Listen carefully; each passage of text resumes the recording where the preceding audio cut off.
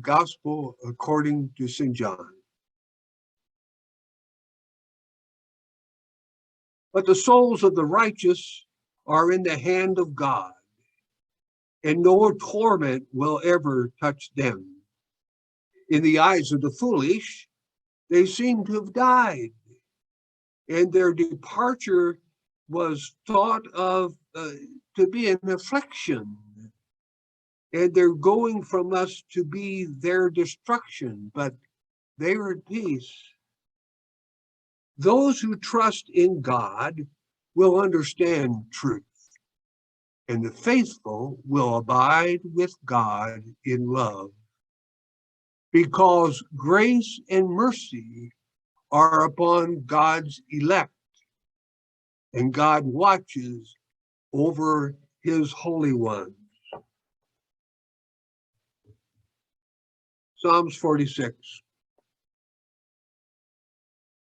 God is our refuge and strength, a very present help in trouble.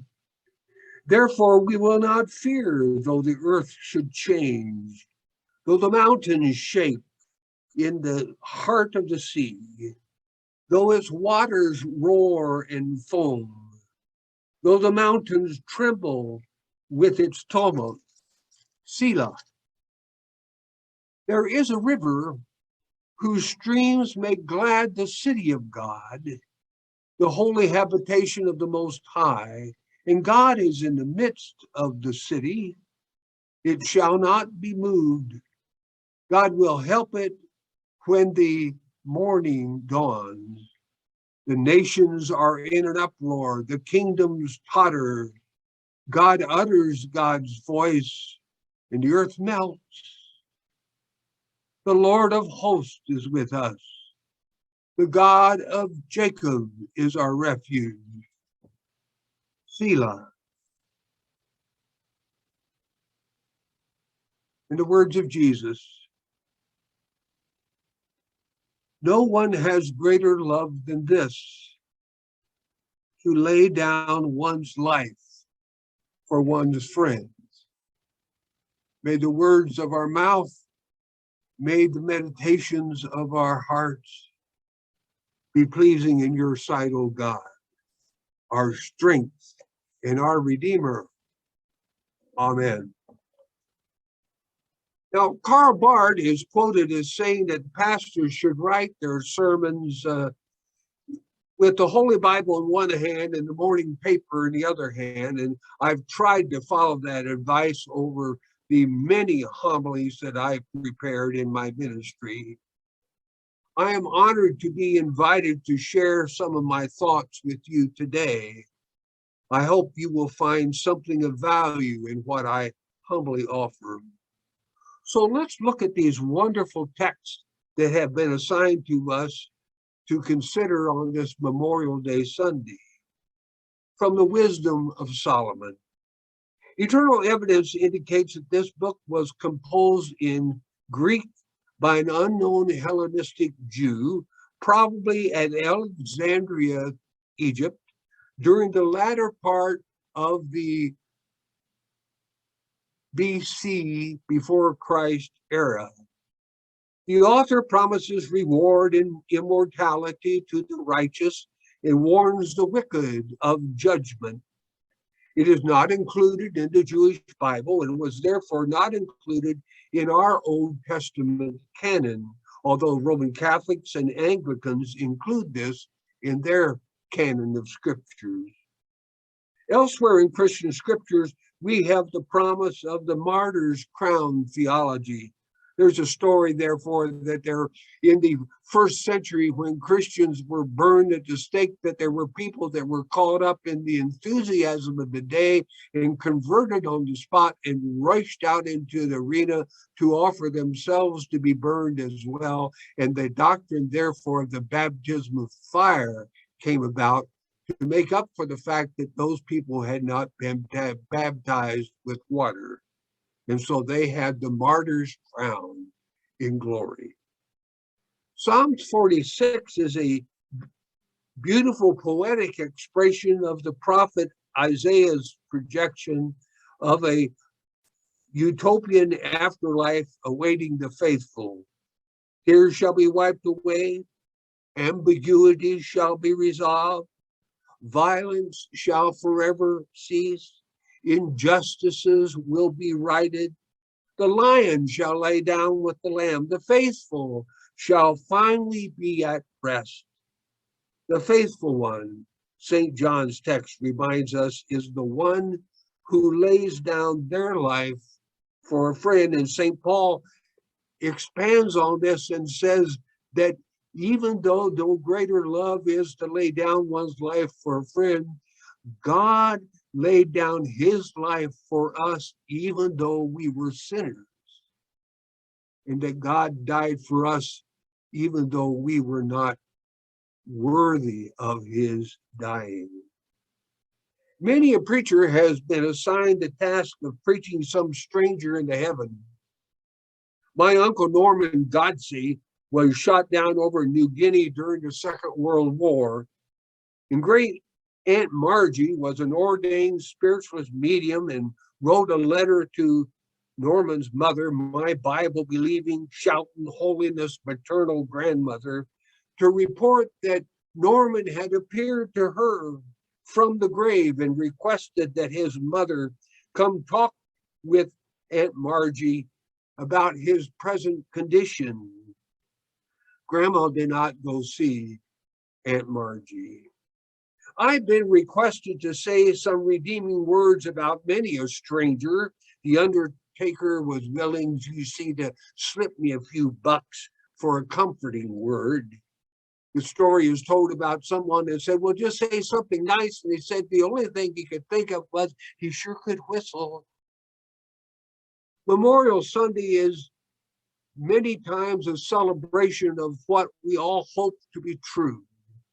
American exceptionalism that justifies the sacrifice of our war dead by preaching them all into heaven, regardless of all other faults and flaws that they might have. If they died in a just cause as determined by our government, then they all enjoyed paradise.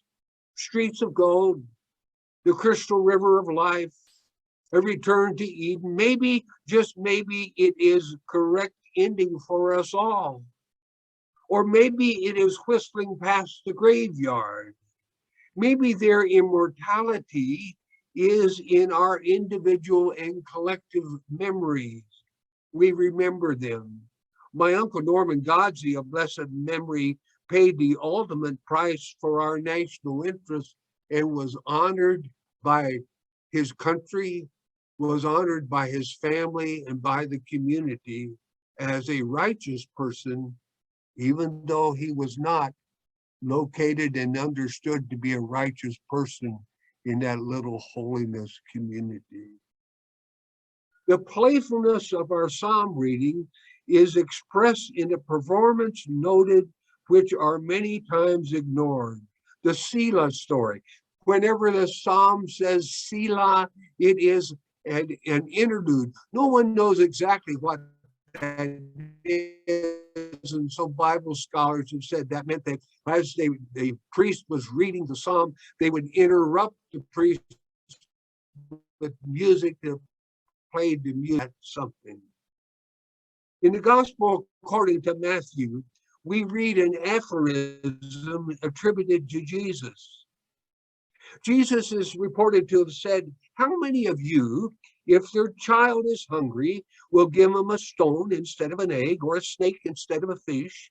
No, we want to give our children the best that we can. We do not want them to go hungry or to be abandoned. Allow the little children to come to me, Jesus says. The canonical Jesus admonishes us. Children are to be preferred before and instead of guns, folks. And this passage goes on to say, if you, as bad as you are, you wouldn't think of such a thing. You are at least decent to your own children. So don't you think God, who conceived you in love, will even be better to you? The Scholars Bible translates this, so if you, shiftless as you are, like that, shiftless as you are, know how to give your children good gifts, isn't it much more likely that your Father in heavens will give good things to those who ask for it? Maybe our uber nationalism can teach us something about our need for a universalism, an understanding of the very nature of God that affirms the inherent dignity and worth of all persons. Selah. Now, ain't that something? And now the newspapers. In the newspapers, we read where the Ukrainian Orthodox Christians and the Russian Orthodox hierarchy all are teaching that God is on their side and that those persons who die in that conflict are blessed of God. Maybe they're both right. Maybe all of us are blessed of God, that there are no ones who are inherently evil, but there are those who are caught up in systems that destroy their humanity and use them to further their economic and political gains. And so the violence of political jingoism and posturing, our Ohio legislators and governor who continue to make gun possession and use to settle differences as acceptable. That's acceptable for us as Ohioans. Before the days of rap music, Holly Near offered a poetic commentary on violence in our world entitled, If It Is Were Up to Me. It goes like this. Maybe it's the movies, maybe it's the books, maybe it's the bullets, maybe it's the real cooks, maybe it's the drugs, maybe it's the parents, maybe it's the colors everybody's wearing, maybe it's the president, maybe it's the last one, maybe the one before that, what he done, maybe it's the high school, maybe it's the teachers, maybe it's the tattooed children in the bleachers, maybe it's the Bible, maybe it's the lack, maybe it's the music, maybe it's the crack. Maybe it's the hairdos, maybe it's TV, maybe it's the cigarettes, maybe it's the family, maybe it's fast food, maybe it's the news, maybe it's divorce and maybe the abuse, maybe it's the lawyers, maybe it's the prison, maybe it's the senators, maybe it's the system, maybe it's the fathers, maybe it's the sons, maybe it's the sisters, maybe it's the moms, maybe it's the radio, maybe it's road rage, maybe El Nino or UV rays, maybe it's the army, maybe it's the liquor, maybe it's the paper, maybe it's the militia, maybe it's the athletes, maybe it's the ads, maybe it's the sport fans, maybe it's the fans, maybe it's the magazines, maybe it's the internet, maybe it's the lotteries, maybe it's the immigrants, maybe it's taxes, maybe big business, maybe the KKK and the skinheads, maybe it's the communists, maybe it's the Catholics, maybe it's the hippies, maybe it's the addicts, maybe it's art, or maybe it's sex, maybe it's the homeless, maybe it's the banks, maybe it's clear cut, maybe it's the ozone, maybe it's chemicals, maybe it's the car phones, maybe it's fertilizer, maybe it's nose rings, maybe it's the end. But I know one thing, if it was up to me, I'd take away the guns. The three national officers of the United Church of Christ issued a prayer of grief after a gunman killed at least 19 children May 24th at an elementary school in Uvalde, Texas. It goes like this. In utter and irrepressible grief, we offer these words, giving collective voice to the anguish we all feel. God, hear our prayer for the 19 children now dead, for the teachers now dead, for the parents, family, and friends who will spend the rest of their lives aching every night for the weight of this, for a schoolhouse rendered trauma-laden and grief-stricken in a matter of minutes, whose students will suffer PTSD in the wake of this tragedy, for the caregivers in Uvalde, for now burdened with the task of managing the shared and collective grief of a traumatized community who love their children. For those who feel the new burden of useless guilt in the aftermath of this, wondering what else they could have done to prevent this. For the nation, so in love with our weapons that we continue to tolerate these mass shootings and the grief they inflict without ever building the collective will needed to address it fully. For the world, suffering a massive and collective grief of its own and witnessing acts of cruelty daily too numerous to fully process. Heal our gaping wound. Restore our sense of compassion. Quiet the restlessness within us. Settle the building righteous anger. Quicken the desire for peace. Remove the chasm that sees race and religion and political persuasion as the marks of a person's worth and value. In the cycle of violence that begets more violence. Silence the voices that broker in fear and division and create the hatred we see mounting everywhere between us. Quiet the troubled soul thinking of grabbing the next gun and ending violent, innocent lives. Empower us to act now, refusing to wait for the next horror show before we change the laws that make guns and their discharge so accessible. Let it never happen again, ever. How much more can we bear, O Lord? How much more can we endure? Be our rock of refuge. Be our light of inspiration. Be our beacon of hope. Be the arms of love that hold us until the pain recedes. Lord, in your mercy, hear our prayer. Mea culpa, mea maxima culpa. May God save us from ourselves.